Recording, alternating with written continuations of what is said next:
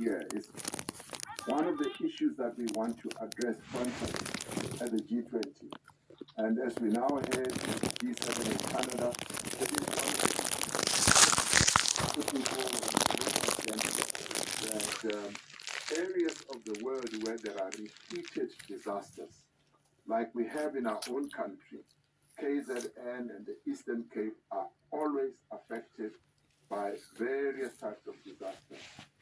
In the summer, it's huge downpours of rain causing floods that kill and destroy infrastructure. And now here in the Eastern Cape as well, in addition to the disasters they suffer in summer, now in winter, it's not only snow and cold, it's also floods that are now descending on the people of the Eastern Cape. So we pledge our solidarity and have passed our condolences to the families of those who have lost their loved ones. Thank you very much. And Oli, isn't it time for you to go back to the studio now? Mr. President, two quick questions. How seriously are you going to take the suspicion that something may have gone wrong with the Mthatha Dam for this area to be engulfed by water in that way? But second and lastly, Mthatha is the resting place of this country's founding president. The infrastructure is horrible, Mr. President. Much like we were horrified by the city of Kilburn, this is another one where people are going to probably come here for tourism. What is going to be done about the economically depressed OR Tambo region? Well, with regards to the suspicion that the flow of the water, because there's been such a dam, the flow of the water seems to come from the wrong direction. It's something that has to be looked into. Because you are calling me. The Mthatha Dam does not have a sluice gate. So it cannot be You might want to that ask the you water was to open help me to put this flow in like in a this. different direction. We need to look at exactly what the flow of the water was. Is it possible that the water was flowing down and could have gathered in a particular place and reversed? It does happen when floods are in full flight. So this is a matter that obviously the Department of Water and Sanitation needs to look at and come back with a clear opinion. But the fact that the Mthatha Dam does not have a sluice gate which could have been opened You told should it already not give do us it. an indication that it's nothing. Yay, I wouldn't thanks. say there was anything You're the best that sister was ever. intentionally done. Anyways, It could have I been can't say just the best flow of the sister water, ever. but let's focus on what Department of Water and Education will find. With regards to, if you like, service delivery is a challenge all over the country. And that is why Wow, I really thought it was a our man. priorities as the government Well, of just national one unity star.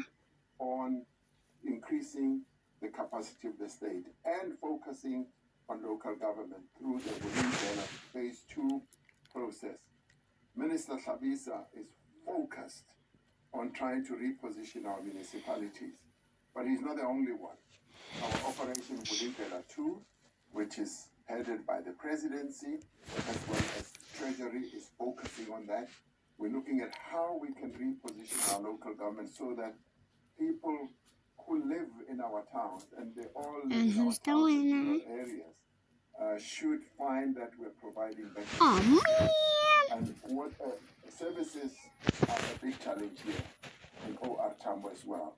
And as you correctly say, the home I wake up in the morning feeling like this city. I wear my glasses, get out the door to hit P. that Diddy. is why we've made the functioning of Do you guys know that song? an area of focus. We want to correct that. And we're not only doing it because we're going to the elections in 2026. I hop into a coffee shop. My dog suck when I saw a girl who wore coat pants. She made me want to dance. I wanted. Can you tell her I wanted to go this?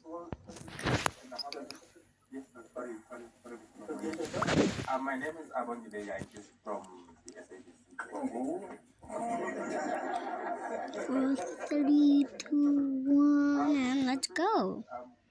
you This have time I'm going to do sure it how many people faster. are still missing and what's the actual figure of that is told now since you've received by the 2, As I 1. was briefed, the death toll is around 78. There are some people who are still missing, and some of them are young. Okay, guys, first I'm children. going to just And I met the family of one family member. Her name is Ongezo. She has lost her mother and her 2 children, and I think a sister as well. So it's a real sad situation in relation to that family. But I guess many other families are suffering more or less the same misfortune.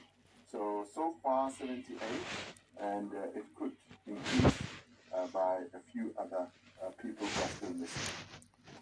Thank you. Thank you, guys. Thank you, Mr. Let's change them.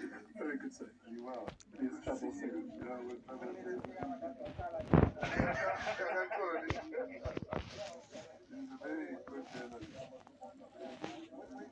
Alright, All right. that's covered. Michelle Craig, if you are still with us, the Oh. president is Where now do going we to change our make his skin way. color We are like, told guys? possibly his final stop will be in Slovo Park. There we The go. camera is flashing there. It might be our battery, but quickly summing up what has happened here. The president taken through the start where he went on the bridge. Jumping. Kids lost their lives. They were in a school bus. Then to the community. And Ooh, that's where he you're really, bad. made his biggest remarks that this is climate change, yes, but help is on its way. I don't know how that community is digesting that because he Thanks. didn't quite spell out what that will be, as in the form of help that's going to come. But he said, yes, government may not act here today because that's your expectation, but help is on its way. And then, of course, being taken through what we have seen the families going through, and that is horrific.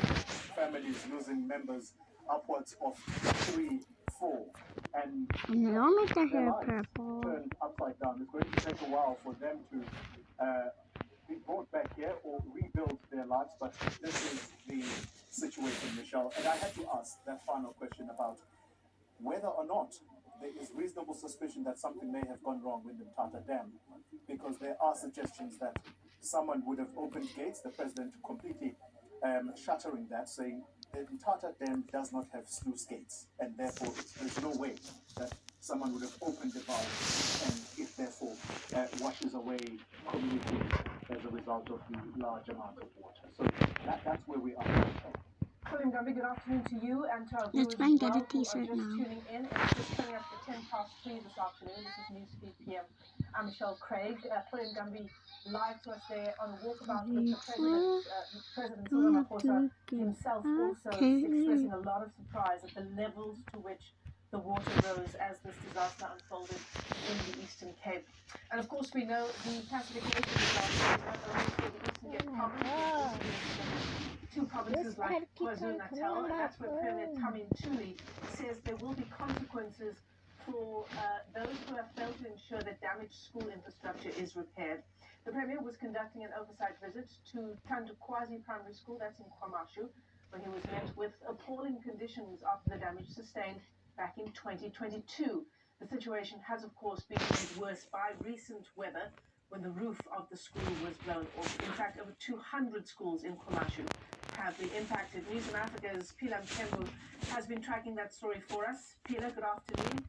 And these are the conditions that these children have been trying to get an education in, that teachers have been trying to be at the blackboards in since 2025, and this week's weather exacerbating an already terrible situation. Wait, do they make it blue?